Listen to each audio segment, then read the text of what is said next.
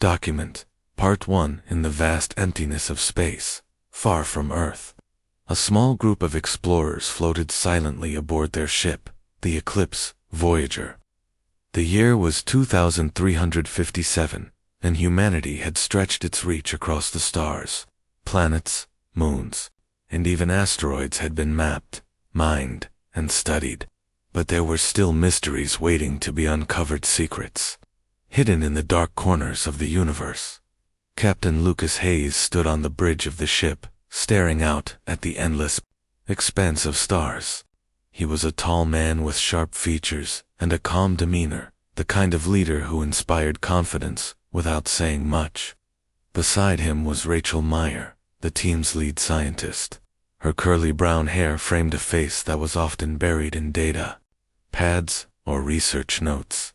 She was brilliant but also fiercely curious, always asking questions others wouldn't think to ask. The rest of the crew included Daniel Brooks, an engineer with a knack for fixing anything mechanical; Emily Shaw, the medic who kept everyone healthy, both physically and mentally; and two junior members, William Harper, a geologist, and Patricia Lane, a linguist. They were all part of the United Earth Exploration Corps, tasked with uncovering new knowledge about the universe.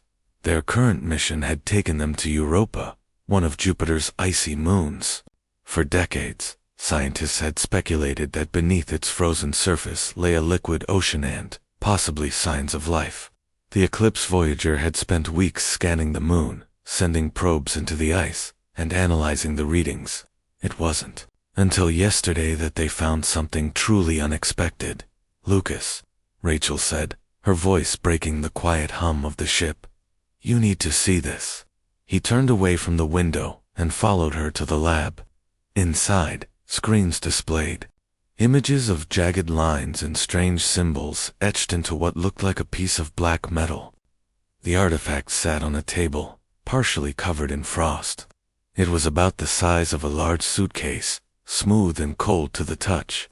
When Lucas leaned closer, he felt an odd sensation, as if the object were watching him. "What is it?" he asked. "We don't know yet," Rachel replied, her eyes gleaming with excitement. "But it's definitely not natural. Look at these markings there, too precise. And the material. It doesn't match anything we've seen before." Daniel entered the room, wiping grease off his hands with a cloth. "I ran some tests while you were sleeping," he said. "Whatever this thing is, it's incredibly dense, stronger than any alloy we've got. And get this, it's emitting a faint signal." "A signal?" Lucas frowned. "What kind of signal?" "It's weak, almost undetectable," Daniel explained. "But it's there. I patched it into the computer, and it seems to have coordinates embedded in it." Rachel tapped a few commands on her console, and a map appeared on the screen. The coordinates pointed toward Earth. Not just Earth, but deep within it, somewhere near the core. "That can't be right," Lucas muttered. "There's nothing down there except rock and magma." "Exactly," Rachel said. "Which means either the signal is wrong, or—" She trailed off, letting the implication hang in the air. "Or someone or something put it there." Daniel finished for her. For a moment, no one spoke. The weight of the discovery pressed down on them. If this artifact was alien, then it raised more questions than answers. Who made it? Why did it point to Earth? And most importantly, what would happen if they followed the signal? Emily walked in, carrying a tray of food. "Am I interrupting?" she asked, sensing the tension in the room. "No," Lucas said quickly. "We were just discussing our next move." Emily set the tray down and glanced at the artifact. "So, what's the plan? Do we go back to Earth and check it out?" "It's risky," Lucas admitted. "We don't know what we're dealing with. This could be nothing, or it could be dangerous." "But think about it," Rachel interjected. "If this thing is pointing us toward Earth, maybe it's important. Maybe it's something we're supposed to find. And if it's not," Lucas countered, "what if we trigger something we can't control?" Patricia, who had been quietly observing, finally spoke up. Maybe we should focus on understanding the message first. These symbols, they look like writing. If I can decipher them, we might learn more before we make any decisions." Lucas nodded slowly. "All right, let's take it step by step. Patricia, work on the symbols. Daniel, keep monitoring the signal. Rachel, analyze the material further. Everyone else, stay alert. We don't know what we're dealing with here." As the crew dispersed to their tasks, Lucas stayed behind, staring at the artifact. Something about it unsettled him. It wasn't just the unknown nature of the object, it was the feeling that they were being watched. He shook his head, dismissing the thought. Space exploration came with its share of paranoia. Still, he couldn't shake the sense that this discovery would change everything over the next few days. The team worked tirelessly. Patricia spent hours poring over the symbols, comparing them to known languages and patterns. Slowly, fragments began to emerge. Words like protector and destroyer appeared, though their exact meanings remained unclear. Meanwhile, Rachel confirmed that the material was unlike anything on record. It seemed to absorb energy, storing it for some unknown purpose. Daniel, meanwhile, traced the signal's path. It grew stronger the closer they imagined it to Earth's core. Whatever it was pointing to, it was massive and deeply buried. By the end of the week, the pieces started coming together. The artifact wasn't just a relic, it was a key to unlocking something ancient and powerful, and it wanted them to come closer. Lucas called another meeting. "Here's the situation," he began. "We believe this artifact is guiding us to something on Earth. Based on the symbols, it could be some kind of defense mechanism, a protector, or perhaps a weapon.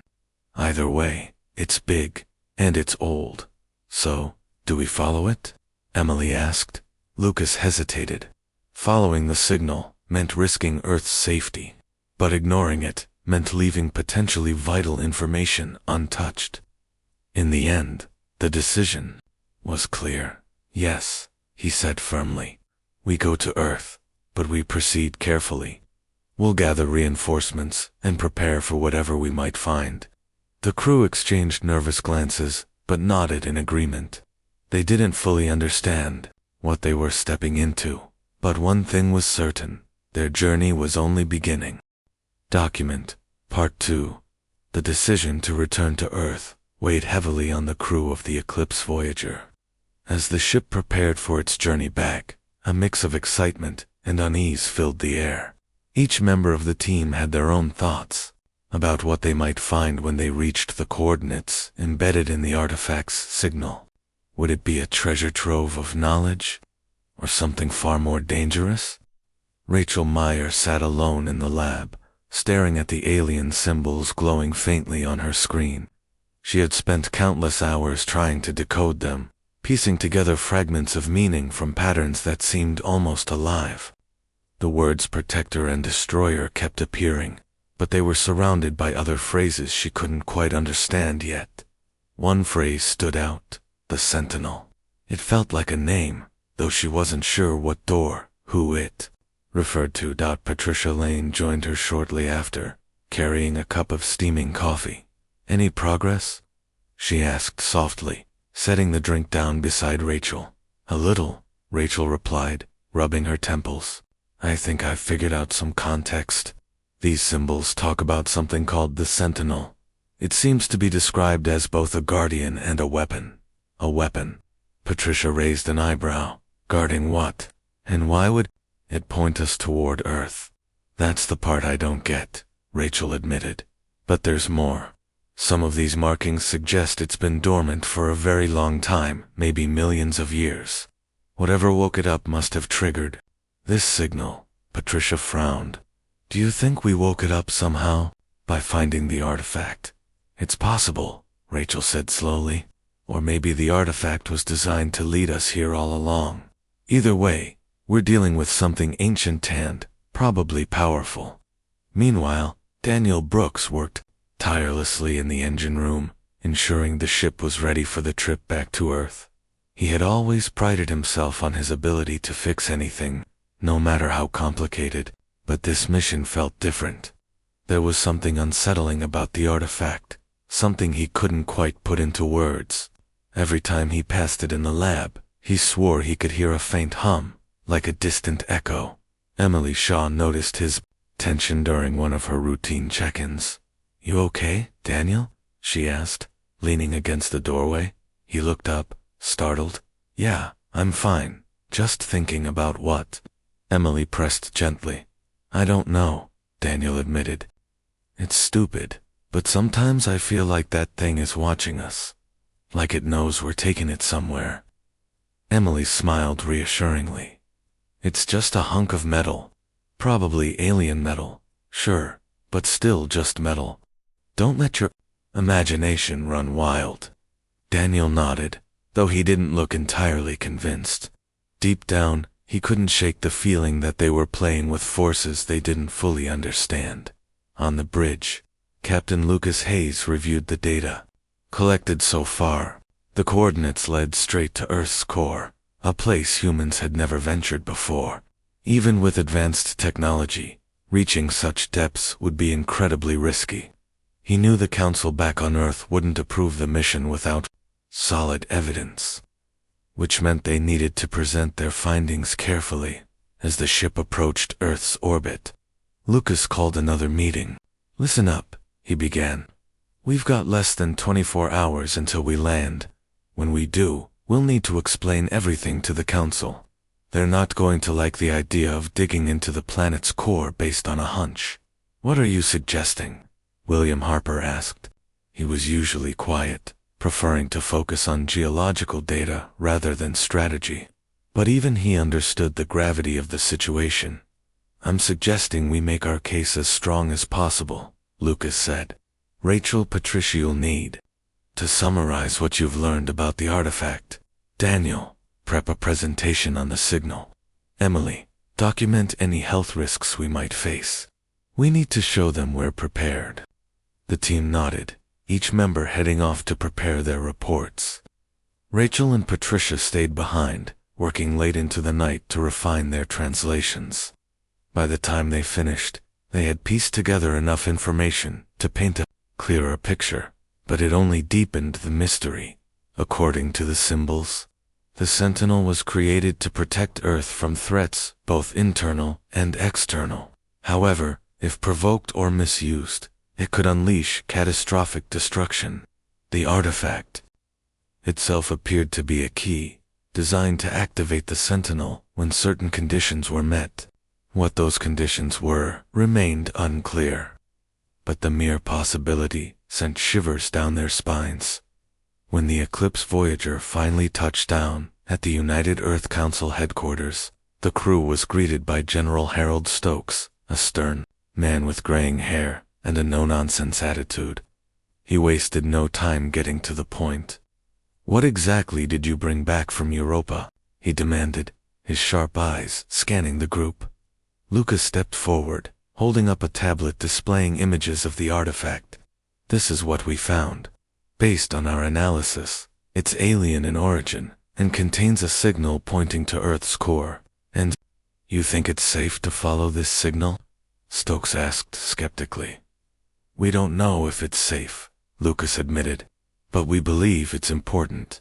The artifact mentions something called the Sentinel, which appears to be a guardian of sorts. It may hold answers to questions we haven't even thought to ask. Dr. Clara Bennett, a leading xenobiologist, interrupted. "If this Sentinel truly exists, it could represent a breakthrough for humanity. Imagine the technological advancements we could gain from studying it." Stokes shook his head. "Or imagine the disaster if we awaken something we can't control." The debate raged on for hours, with arguments flying back and forth. Some council members sided with Dr. Bennett, eager to explore the potential benefits. Others agreed with Stokes, warning of the dangers involved. In the end, it came down to a vote and the decision was made to proceed cautiously. With approval granted, the team began preparing for the next phase of their mission. They assembled a larger crew, including geologists, engineers, and medical personnel, all equipped with state-of-the-art tools designed to withstand extreme conditions. Daniel supervised the construction of a drilling rig capable of penetrating Earth's mantle, while Rachel and Patricia continued refining their understanding of the artifact as they finalized their plans. Lucas gathered the original crew for one last briefing. "This is it," he said, his voice steady but serious. "Whatever we find down there, we stick together. No unnecessary risks. If things go wrong, we pull out immediately." "Understood." Everyone nodded, their faces tense, but determined. They knew the stakes were high, but they also knew they couldn't turn back now. The artifact had led them this far, and they were committed to uncovering its secrets even if it meant facing the unknown. The day of the descent arrived, and the team boarded a specialized vessel designed to withstand the intense heat and pressure of Earth's interior. As they descended deeper and deeper, the temperature rose, and the walls of rock glowed ominously in the dim light. Strange vibrations pulsed through the ground, as if the planet itself were reacting to their presence. Despite their preparations, none of them could have predicted what awaited them at the end of their journey. All they knew was that they were getting closer to the truth, and, whatever lay ahead, it would change everything. Document Part 3. The drilling rig, named Corebreaker 1, descended slowly into the Earth's crust, its powerful drills cutting through layers of rock with precision. The team aboard the vessel worked in shifts, monitoring every movement and change in the environment. Each member carried a mix of excitement and apprehension as they ventured deeper than any human had ever gone before. The air inside the rig was thick with tension, and the faint hum of machinery provided a constant reminder of their precarious situation. Captain Lucas Hayes stood at the helm, his eyes fixed on the monitors displaying real-time data about the surrounding geology.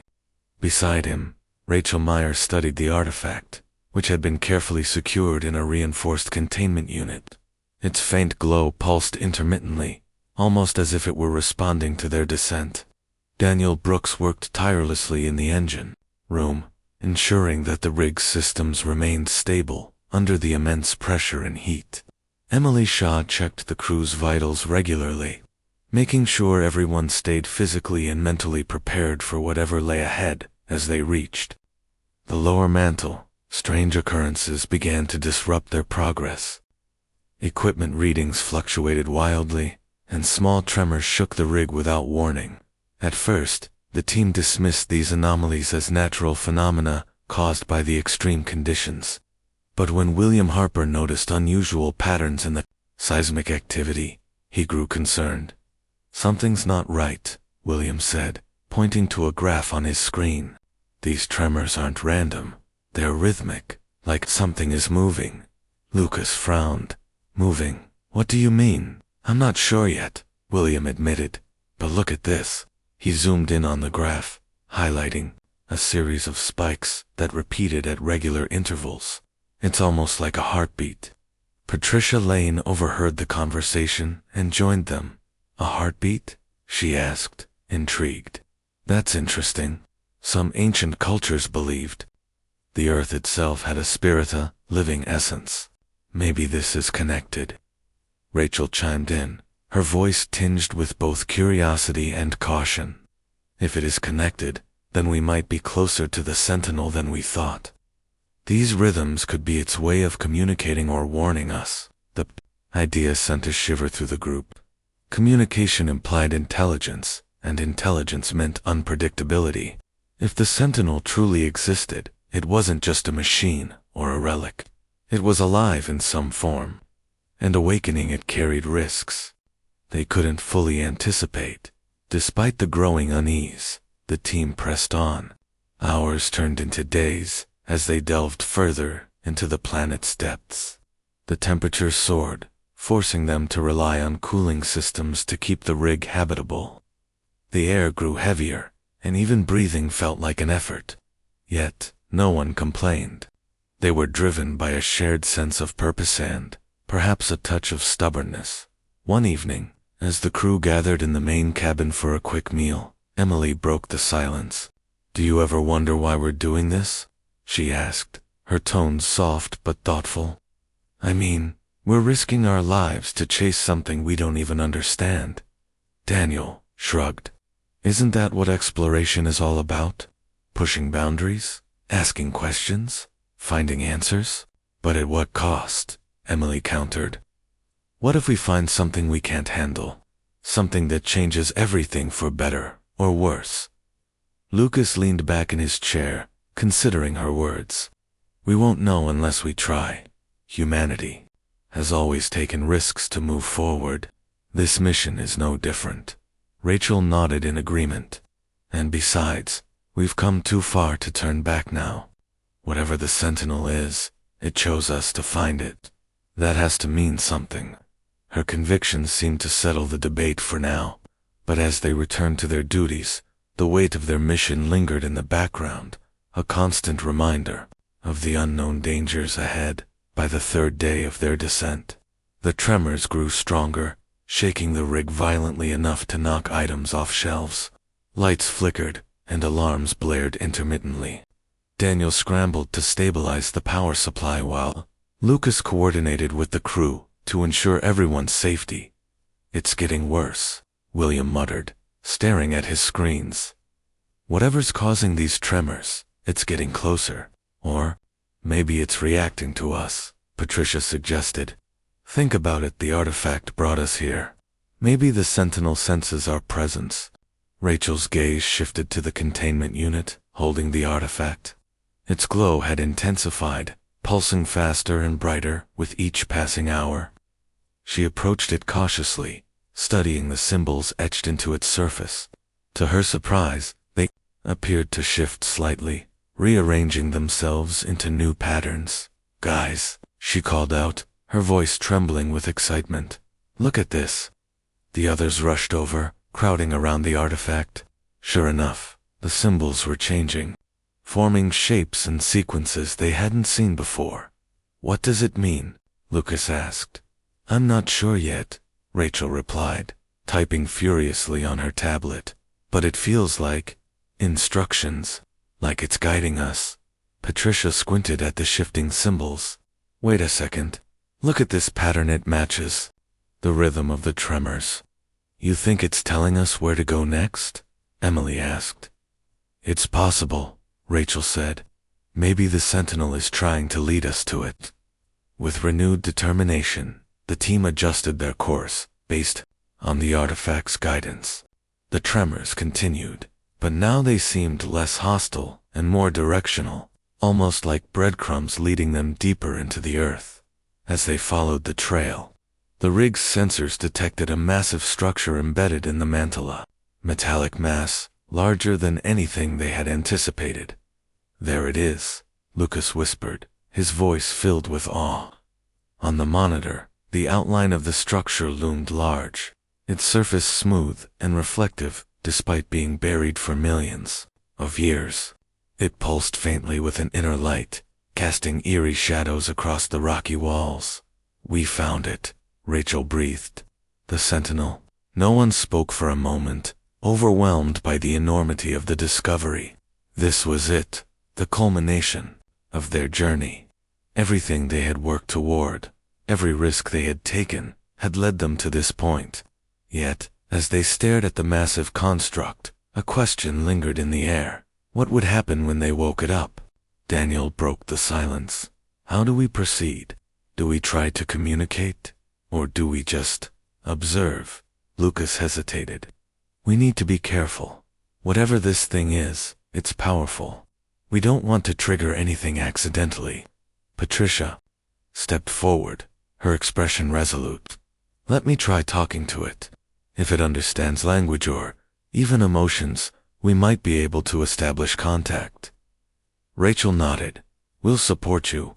But remember, if anything feels wrong, we pull back immediately. With that, Patricia began working on a message, using the symbols from the artifact as a basis.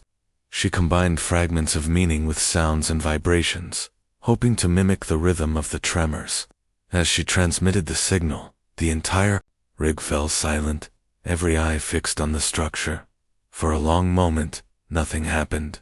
Then, slowly, The sentinels stirred.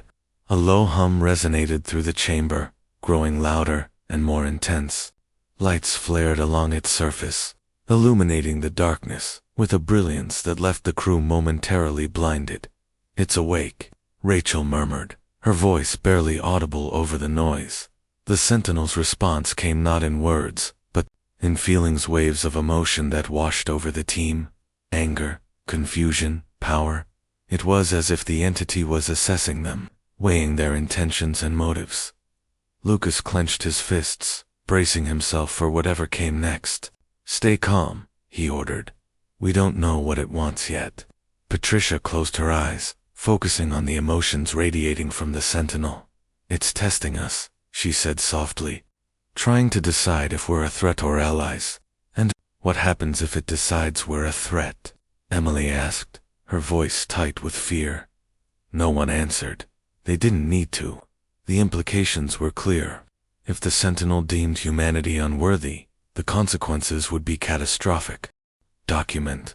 Part 4. The hum of the sentinel grew louder, vibrating through the walls of Corebreaker 1 and rattling the nerves of the crew. Each member stood frozen in place, their eyes glued to the massive structure glowing ominously before them.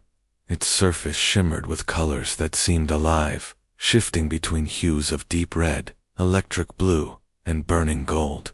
The air inside the rig felt heavier, charged with energy so intense it made their skin tingle. Patricia Lane took a cautious step forward, her voice steady, despite the fear bubbling beneath the surface.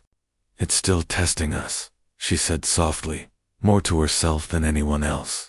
She focused on the emotions radiating from the sentinel: anger, confusion, power, and tried to channel calmness back toward it. Her hands trembled as she adjusted the frequency of the signal she had been transmitting, hoping to refine their communication. Rachel Meyer watched Patricia intently, her mind racing. "Do you think it understands us?" she asked. "I don't know," Patricia admitted. "But if we want any chance of avoiding disaster, we need to keep trying." Behind them, Lucas Hayes clenched his jaw, his sharp features set in determination. He glanced at Daniel Brooks, who was monitoring the rig systems.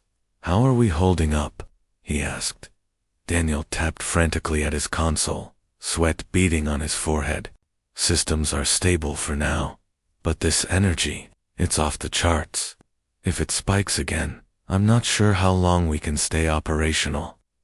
Emily Shaw moved closer to the group, clutching a medical scanner. "Everyone's vitals are elevated. We're all feeling the strain. If this keeps up much longer, people will start panicking or worse." Lucas nodded grimly. "We need to act fast. Patricia, is there anything else you can do?" Patricia hesitated, then nodded. "I'll try. Something else. Maybe if I focus less on language and more on emotion." She turned back to the controls, adjusting the signal once more. This time, she included rhythmic pulses designed to mimic human heartbeats, a universal symbol of life. As the new signal transmitted, the sentinel's glow dimmed slightly, its vibrations softening.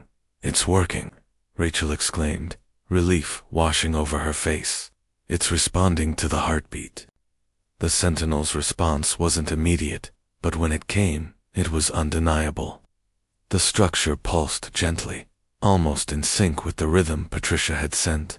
Then, a low rumble echoed through the chamber, followed by what sounded like a melodic tone, not quite music, but close enough to evoke wonder. "What does it mean?" Emily asked, her voice barely above a whisper. "It means it's listening," Patricia replied. "Now we just have to convince it we're not a threat." William Harper, who had been quietly observing from the corner, stepped forward. "Maybe we should show it who we are. Not just words or sounds, but images.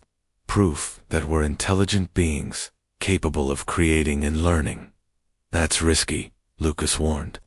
"If it sees our mistakes, the wars, the destruction, we might make things worse.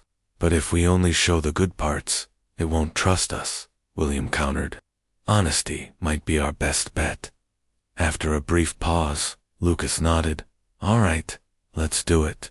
"Rachel, Can you compile some visuals? Show it our achievements, science, art, culture, but also acknowledge our failures. Be honest.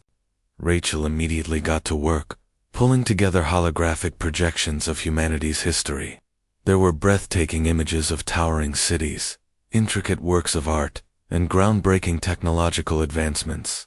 But there were also darker, seen smoke rising from industrial factories, deforestation scars across landscapes, and battles fought with weapons of mass destruction. As Rachel transmitted the images, the Sentinel absorbed them silently.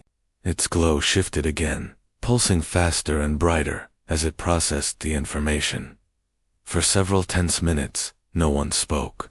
The only sounds were the faint hum of the Sentinel and the occasional beep of the rig's instruments.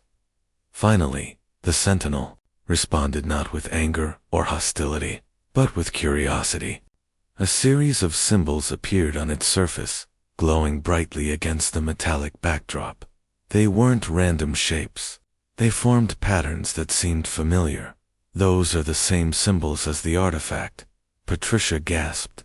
It's trying to communicate back. Rachel rushed to her tablet, analyzing the new sequence. It's asking questions, she said after a moment. About Earth, about us. It wants to know why we've come here. Lucas exhaled sharply. Tell it the truth. Explain that we discovered the artifact and followed its signal. We didn't mean to disturb it. We just wanted answers. Patricia worked quickly, crafting a message that conveyed their intentions. When she finished, she hesitated before sending it. What if it doesn't believe us? She whispered. We don't have a choice, Lucas said firmly. Send it. The message transmitted, and the Sentinel paused once more. The silence stretched on for what felt like an eternity, just when the tension became unbearable. The structure emitted another tone softer, this time almost soothing. It's accepting our explanation, Rachel said, her voice filled with disbelief. At least, for now. But acceptance didn't mean trust. The Sentinel's next action proved that.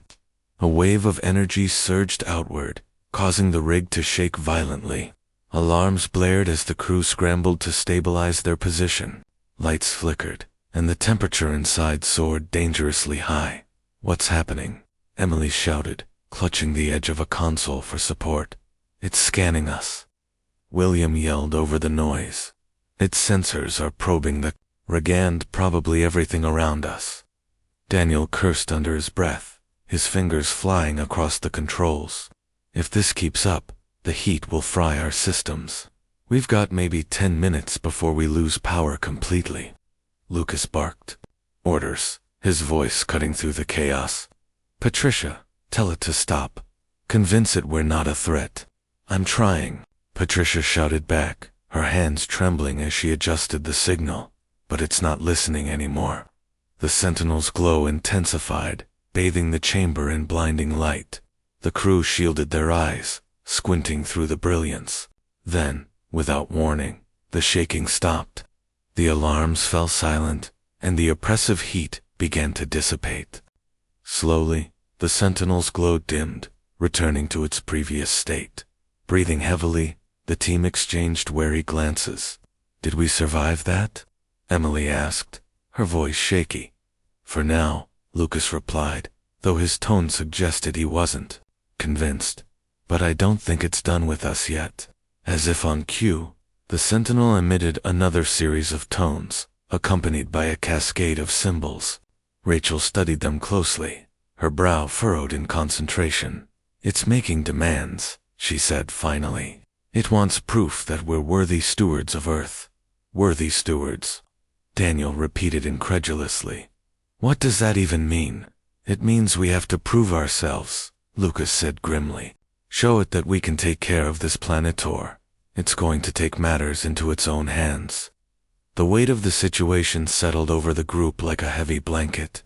Humanity's fate rested in their ability to convince an ancient, planet-sized entity that they deserved a second chance. Failure wasn't an option, it meant annihilation. Rachel turned to Patricia. Can you send more messages? highlight our efforts to heal the planet. Renewable energy projects, reforestation, programs, conservation initiatives. We can try, Patricia said, already typing furiously, but it's going to take more than words. It needs to see action. Lucas nodded.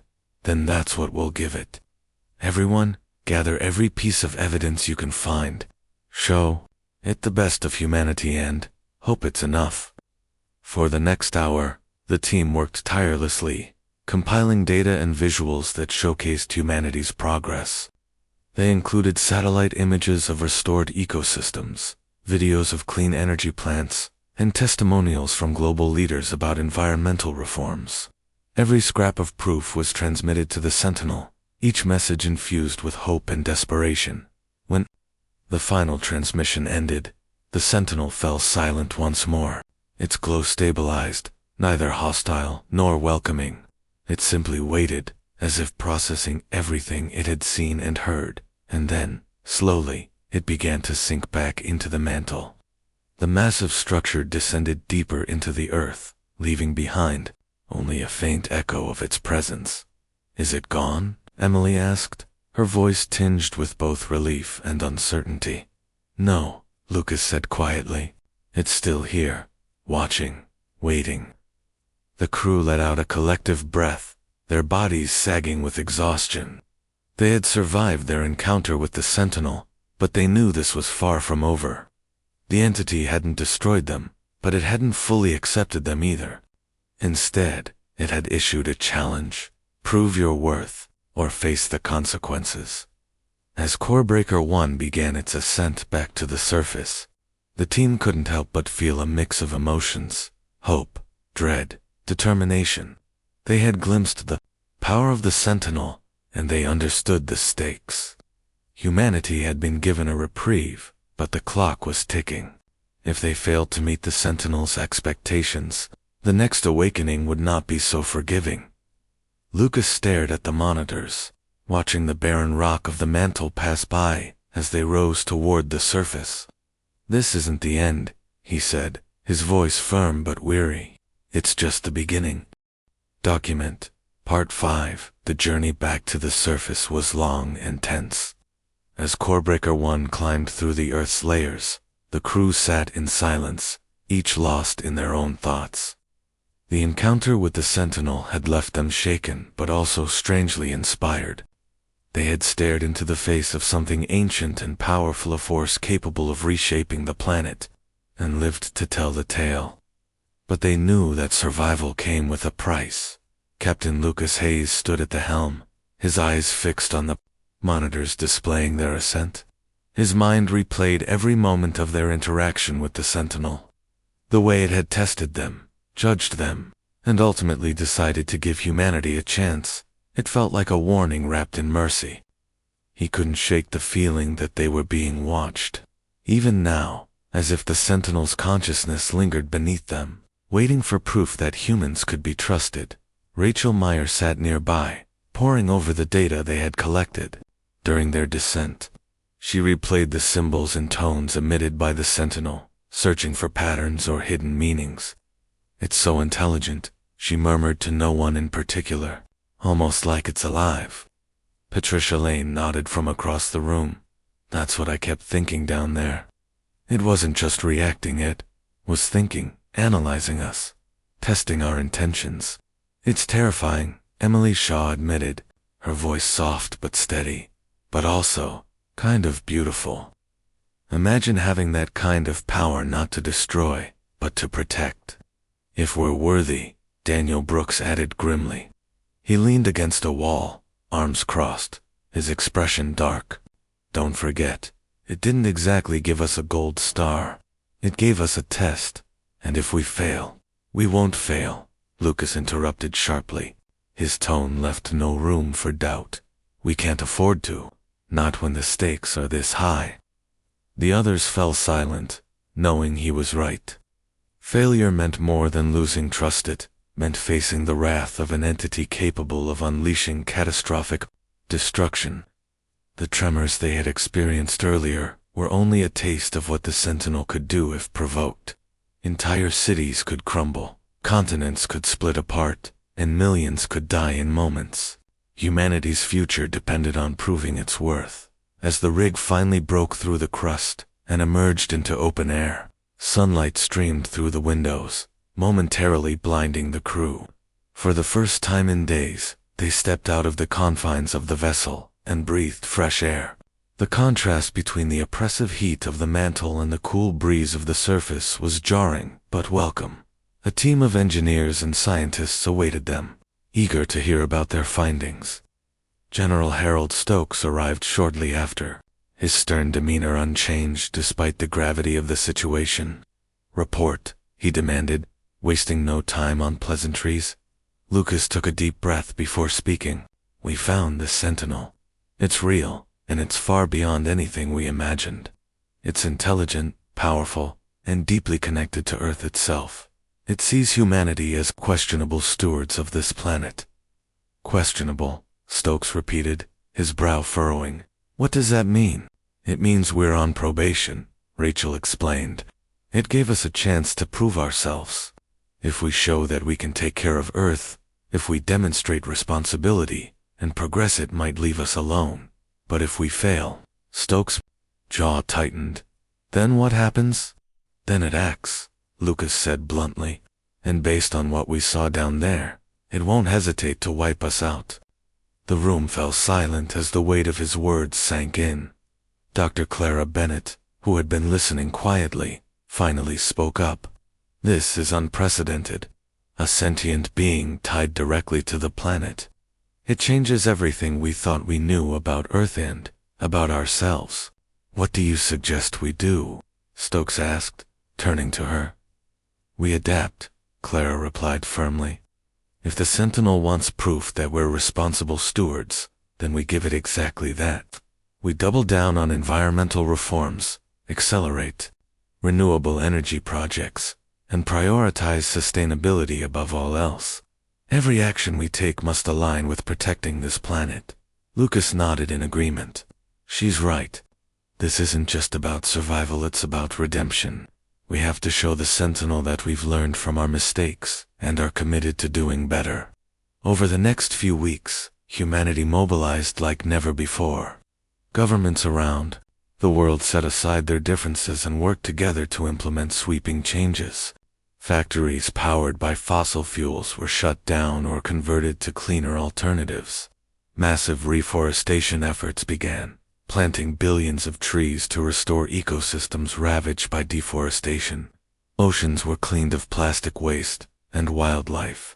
Sanctuaries expanded to protect endangered species. The media played a crucial role in spreading awareness. News outlets broadcast stories highlighting humanity's progress, showcasing innovations in green technology and community-driven conservation efforts. Schools incorporated lessons on sustainability into their curricula, teaching children the importance of caring for the planet. Even private companies joined the movement, pledging to reduce their carbon footprints and invest in eco-friendly practices. For the crew of Corebreaker 1, life became a whirlwind of interviews, presentations, and advisory roles. They traveled the globe, sharing their experiences and urging people to take the Sentinel's challenge seriously. Rachel and Patricia collaborated with linguists and xenobiologists to refine their understanding of the artifact's symbols, hoping to uncover more clues about the Sentinel's expectations. Daniel worked with engineers to develop new technologies that could withstand extreme conditions, should they ever need to descend into the Earth again. Emily focused on mental health initiatives, ensuring that the pressure of the mission didn't overwhelm anyone. Despite the global effort, doubts lingered. Some feared that the Sentinel's standards were impossibly high, that no matter how much humanity improved, it wouldn't be enough. Others worried that the entity's patience was limited, and that another awakening could come sooner than expected. One evening, as the crew gathered in a small conference room to discuss their next steps, William Harper voiced these concerns. "How do we know we're doing enough?" he asked, his voice tinged with frustration. "What if the Sentinel decides tomorrow that we're still not good enough? What then? We don't, Lucas admitted. But sitting here worrying won't help. All we can do is focus on what's within our control, making the best decisions we can, day by day. Rachel nodded. And remember, the Sentinel didn't destroy us outright. That has to mean something. Maybe it sees potential in us. Potential to change. Or maybe it's giving us rope to hang ourselves with, Daniel muttered under his breath. Emily shot him a sharp look. Negative thinking won't get us anywhere. We've already proven that we can work together. Now we just need to keep going. Patricia chimed in, her tone thoughtful. I think part of the challenge is showing that we understand the value of life, not just human life, but all life. That's why it responded to the heartbeat signal. It recognized it as a symbol of existence, of connection. So, we focus on unity, Lucas concluded. Unity with each other, and unity with the planet. That's how we prove ourselves. As the weeks turned into months, signs of improvement began to emerge. Air quality improved in major cities, thanks to reduced emissions. Rivers once choked, with pollution ran clear again. Wildlife populations showed signs of recovery, and forests regrew where barren land had once stood. People around the world embraced sustainable living, finding joy in simple pleasures like gardening, biking, and reducing waste. But amidst the progress, reminders of the Sentinel loomed large. Strange phenomena continued to occur: tremors, sudden shifts in weather patterns, and glowing lights seen deep underground. Scientists theorized that these were manifestations of the Sentinel's presence. Subtle warnings meant to remind humanity of its task. Then, one day, a breakthrough occurred. Patricia and Rachel discovered a new sequence of symbols etched into the artifact. Unlike previous patterns, these appeared to form a message, a direct response from the Sentinel. It's acknowledging our efforts, Rachel said excitedly, pointing to her tablet. Not fully approving, but recognizing that we're trying. Patricia smiled faintly. It's watching, waiting to see if we'll keep going. The news brought both relief and renewed determination. Humanity wasn't off the hook yet, but it was clear that their actions mattered. Each step forward counted. Each choice made in favor of the planet brought them closer to earning the Sentinel's trust. Still, uncertainty remained. The Sentinel's ultimate judgment hung over them like a storm cloud, unpredictable and looming. Would their efforts be enough? Or would they fall short, triggering a catastrophe beyond imagination? For now, though, the crew chose to focus on hope. They had faced the unknown and survived. They had been given a second chance, and they intended to make the most of it. Whatever lay ahead, they would face it together with courage, resilience, and an unwavering commitment to protecting the only home they had ever known.